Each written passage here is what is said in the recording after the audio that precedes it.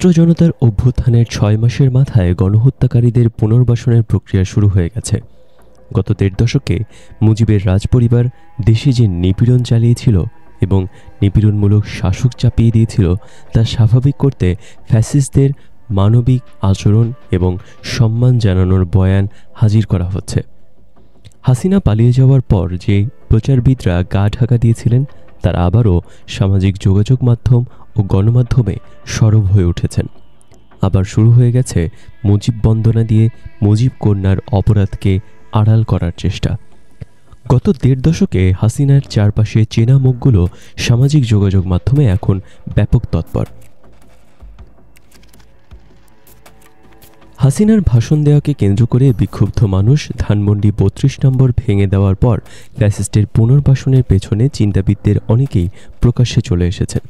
বিশিষ্ট ব্যক্তির নামে ২৬ জনের বিবৃতিতে বাড়ি ভাঙার নিন্দা জানিয়ে সরকারকে দায়ী করা হয়েছে। এর মধ্যে কয়েকজন সরকারের সঙ্গে অতি ঘনিষ্ঠ ও সরকার গঠিত কমিশনের প্রধানও রয়েছেন। এদের অনেকে আবার বামপন্থী রাজনীতির সঙ্গে সংশ্লিষ্ট করা হচ্ছে।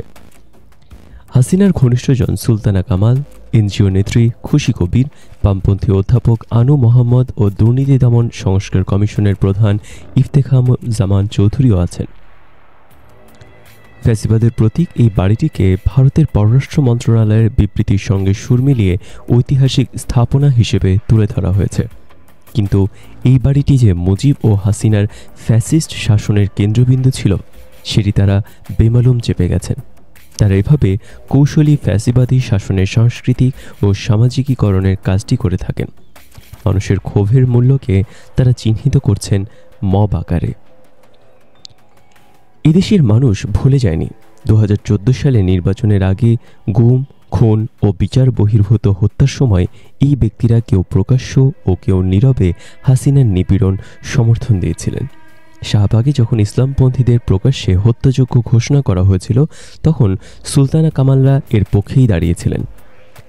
এখন একটি বাড়ি ভাঙার জন্য তারা ন্যায় বিচারের লঙ্ঘন দেখছেন, কিন্তু শাহবাগে যখন বিচার ছাড়া ফাঁসির জন্য আন্দোলন করা হয়েছিল তখন ন্যায় বিচারের প্রশ্ন তাদের সামনে আসেনি।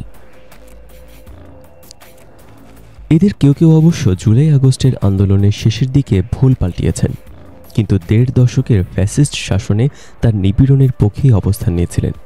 কিভাবে তারা সাংস্কৃতিক ও সামাজিকভাবে ফ্যাসিবাদীদের প্রতিষ্ঠার চেষ্টা করে এবারের বইমেলা ঘিরে কিছু তৎপরতা থেকে আমাদের সামনে তা আরও স্পষ্ট হয়েছে।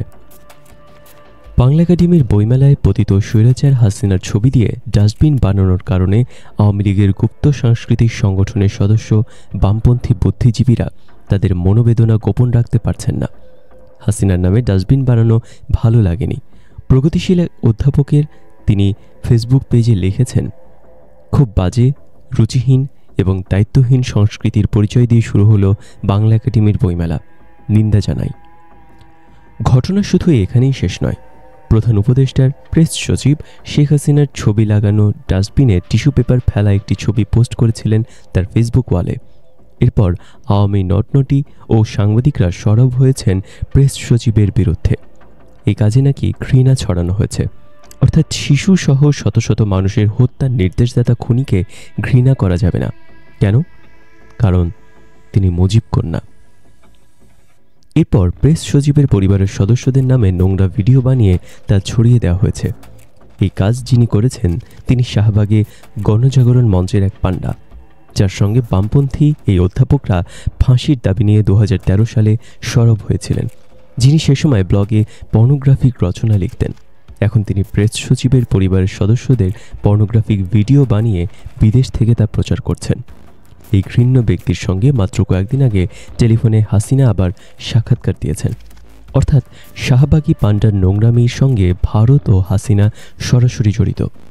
হাসিনার মতো একজন সাইকোপ্যাথের পক্ষে শুধু যে এমন নোংরামি করা সম্ভব তা সহজেই অনুমান করা যায়।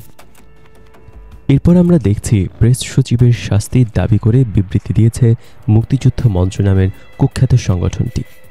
যে সংগঠনের নেতারা সংগ্রাম সম্পাদক আবুল আসাদকে তার অফিসে গিয়ে নির্যাতন করেছিল তারাই এখন শফিকুল আলমের শাস্তি দাবি করছে। কিন্তু দুর্ভাগ্য হচ্ছে এই ধরনের নিপীড়ক সংগঠনগুলো নিষিদ্ধ করা হয়নি। এরা দেশ থেকে তাদের তৎপরতা চালিয়ে যাচ্ছে। প্রবীণ সম্পাদক আবুল আসাদকে যখন নির্যাতন করা হয়েছিল, মামলা দিয়ে জেলে আটকে রাখা হয়েছিল, তখন এদেশের সুশীল সম্পাদকরা তার পাশে দাঁড়াননি। এই ফ্যাসিস্ট এই সংগঠনগুলোর অত্যাচারের বিরুদ্ধে মুখ খোলেননি, বরং বাকস্বাধীনতা হরণ ও নিপীড়নের পক্ষে সম্মতি উৎপাদনের কাজ করেছে এসব গণমাধ্যম। বামপন্থী সুশীল বুদ্ধিজীবী শাহবাগী পান্ডা আর আওয়ামী সন্ত্রাসীরা যে এখন একই এজেন্ডা নিয়ে একসঙ্গে কাজ করছে তা সহজেই অনুমান করা যায়। বামপন্থী বুদ্ধিজীবীদের কাজ হচ্ছে ফ্যাসিস্টের বিরুদ্ধে সমাজে যে বিক্ষোভ এবং ঘৃণা রয়েছে তার মাত্রা কমিয়ে আনা, তাদের জন্য স্বাভাবিক পরিবেশ সৃষ্টি করা। এজন্য আবারও সামনে আনা হচ্ছে মুক্তিযুদ্ধের চেতনা ও মুজিবের ঐতিহাসিক ভূমিকার নামে শেখ পরিবারের বন্দনা। গত ১.৫ দশকে মুজিব ডাইনেস্টি এদেশের মানুষের বিরুদ্ধে যেসব অপরাধ করেছে সেগুলো আড়াল করা। এরা সবসময় মুক্তিযুদ্ধের চেতনার নানা বয়ান দিয়ে আওয়ামী লীগকে পুনর্বাসিত করার সাংস্কৃতিক ফ্রন্ট হিসেবে কাজ করে আসছে। এখনও তারা একই কাজ করছে। ডাস্টবিনে হাসিনার ছবি দেখে রুচিতে বাজছে বামপন্থী হাসিনা প্রেমীদের। কিন্তু তথাকথিত মঙ্গল শোভাযাত্রায় খালেদা জিয়ার হাতে পেট্রোল বোমা ধরিয়ে অশ্লীল যে প্রচারণা চালানো হয়েছিল, তখনই অধ্যাপকদের রুচিতে বাঁধেনি। তখন তারা এর প্রতিবাদ করেনি। এই অধ্যাপকদের রুচিতে বাঁধে শুধু রক্তলোলুপ হাসিনার ছবিতে। আসলে হাসিনার ডাস্টবিনের আড়াল থেকে তারা মাথা বের করে সমাজে ফ্যাসিস্টদের পুনর্বাসিত করার ক্ষেত্র তৈরি করছেন। এদেশের মানুষ ভুলে যায়নি এরাই বছরের পর বছর টুপি দাড়ি পরা ব্যক্তিদের নিয়ে নাটক সিনেমা বানিয়ে ধর্মীয় প্রতীকগুলোর ঘৃণার বিষয়ে পরিণত করেছিলেন। মুসলিম সংখ্যাগরিষ্ঠ দেশে ইসলামোফোবিয়ার চূড়ান্ত রূপ আমরা দেখেছি। শুধু মাদ্রাসায় পড়ার কারণে ভর্তি পরীক্ষায় উত্তীর্ণ হয়ে বিশ্ববিদ্যালয়ে পড়ার সুযোগ থেকে বঞ্চিত হয়েছে শত শত শিক্ষার্থী। দাড়ি টুপি পাঞ্জাবি ও হিজাব পরার কারণে বহু শিক্ষার্থী ক্লাসে লাঞ্ছিত হয়েছে। পরীক্ষায় তাদের কম নাম্বার দেওয়া হয়েছে। দেশের বিশ্ববিদ্যালয়গুলোয় শিক্ষার্থীদের জন্য ত্রাস ছিলেন অনেক বামপন্থী শিক্ষক। ছাত্র জনতার গণঅভ্যুত্থানের পর এদের অনেকেই তার অতীত মুছে ফেলে সুবিধা নিয়েছেন, আবার অনেকে বিএনপির মিত্র সেজেছেন। খোদ তারেক রহমানের উপস্থিতিতে এরা জিয়াউর রহমানের রাজনৈতিক জীবন ও কর্ম নিয়ে আলোচনায় বক্তব্য রাখেন, অথচ এরা ক্লাসের শিক্ষার্থীদের সামনে জিয়াউর রহমানকে তুলে ধরতেন নিকৃষ্ট একজন সেনা শাসক হিসেবে। 2015 সালে খালেদা জিয়ার বাড়ি ঘেরাও করতে গিয়েছিলেন এদেশের সাংস্কৃতিক মাস্তানরা। 2014 সালের নির্বাচনের পর বিএনপির নেতৃত্বে বিরোধী দলগুলো যখন অবরোধের কর্মসূচি পালন করেছিল, তখন বিভিন্ন স্থানে গোয়েন্দা সংস্থার লোকজন বাসে ও ট্রেনে আগুন দিয়ে বহু মানুষকে হত্যা করেছিল। সেসব হত্যার দায় চাপানো হতো বিএনপি জামায়াত নেতাকর্মীদের ওপর। আগুনে পুড়িয়ে মানুষ হত্যা করে এসব মানুষের নামের তালিকা করে তা গুলশান অফিসে খালেদা জিয়ার অফিসের সামনে টানিয়ে দেওয়া হয়েছিল। এ সময় গুলশান 2 নম্বর কোলচত্বরে মানববন্ধন কর্মসূচি পালন করেছিলেন এই সাংস্কৃতিক মাস্তানরা। মানববন্ধনে ছিলেন অভিনেতা হাসান ইমাম, চঞ্চল চৌধুরী, নাদের চৌধুরী, তুষার খান, ঢাকা বিশ্ববিদ্যালয়ের অধ্যাপক ওহিদুজ্জামান, আওয়ামী লীগের যুগ্ম সাধারণ সম্পাদক দীপুমণি সহ অনেকেই। শাহবাগের জন্মদাতা বামপন্থী সাংস্কৃতিক মাস্তানদের অনেকেই এখন বিএনপির বুদ্ধিজীবী ও সাংস্কৃতিক উপদেষ্টা হয়েছেন। এরা এখন বিএনপির প্রধান পরামর্শদাতা। এদের অনেকেই এখন আকারে ইঙ্গিতে আওয়ামী লীগের রাজনৈতিক অধিকার ফিরিয়ে দেওয়ার পক্ষে ওকালতি করছেন। তা না করলে নাকি জাতি বিভক্ত হয়ে পড়বে। হাসিনার 1.5 দশকের অপরাধ নিয়ে কথা বলাও নাকি জাতি বিভক্ত করার প্রচেষ্টা। এভাবেই খুনিদের রাজনীতিতে ফিরিয়ে আনার বয়ান তৈরি করা হচ্ছে, অথচ মুক্তিযুদ্ধের পক্ষ ও বিপক্ষের নামে এরাই প্রথম জাতিকে বিভক্ত করেছিল। সেই বিভক্তির খেলা এখনও চলছে। বামপন্থীরা এখন বিএনপির ঘাড়ে চেপে বসেছেন। বিএনপিকে সামনে রেখে জাতিকে বিভক্ত করার নতুন খেলায় মেতে উঠেছে। ছাত্র জনতার অভ্যুত্থানের বড় অর্জন ছিল হাসিনার শাসনের বিরুদ্ধে পুরো জাতি ঐক্যবদ্ধ হয়েছিল। সেই ঐক্য এখন বিভেদ সৃষ্টির চেষ্টা করা হচ্ছে। এটা করা হচ্ছে পুরনো বিভক্তির রাজনীতি সামনে এনে। ছাত্র জনতার অভ্যুত্থানের প্রাণকেন্দ্র ছিল দেশের সরকারি ও বেসরকারি বিশ্ববিদ্যালয়গুলো। এখন বিশ্ববিদ্যালয়গুলোয় অস্থিরতা সৃষ্টির চেষ্টা চালানো হচ্ছে। ছাত্রদের অধিকার কেন্দ্রিক রাজনীতির পরিবর্তে লেজুর ভিত্তিক রাজনীতি সামনে আনা হচ্ছে। এর মধ্যে দিয়ে ছাত্রদের মধ্যে বপন করা হয়েছে বিভক্তির বীজ। এক্ষেত্রে সুকৌশলে বাম সংগঠনগুলোকে ব্যবহার করছে আওয়ামী লীগ। ছাত্র জনতার অভ্যুত্থানে বামপন্থী সংগঠনগুলোর কোনো কর্মী নিহত হননি, এমনকি অন্ধ বা পঙ্গু হয়েছেন এমন নেতাকর্মীর সংখ্যাও নেই বললেই চলে। কিন্তু বিভিন্ন পদপদবী দখলে তারা পিছিয়ে থাকছেন না। রাজনীতিতে ভারতপন্থী বামদের প্রভাব বিস্তারের মাধ্যমে আওয়ামী লীগ পুনরুজ্জীবিত হবে।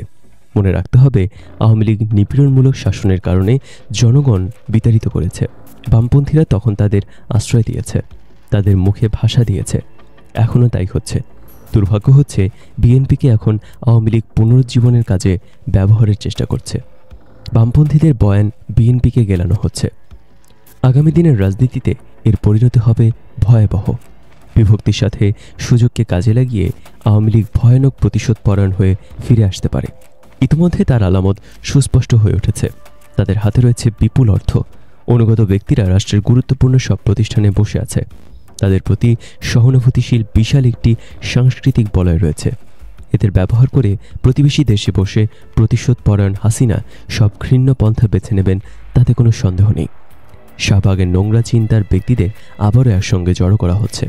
প্রধান উপদেষ্টার প্রেস সচিব কিংবা অভ্যুত্থানের সামনের সারির ছাত্রনেতাদের এদের উপর আক্রমণের সূচনা মাত্র।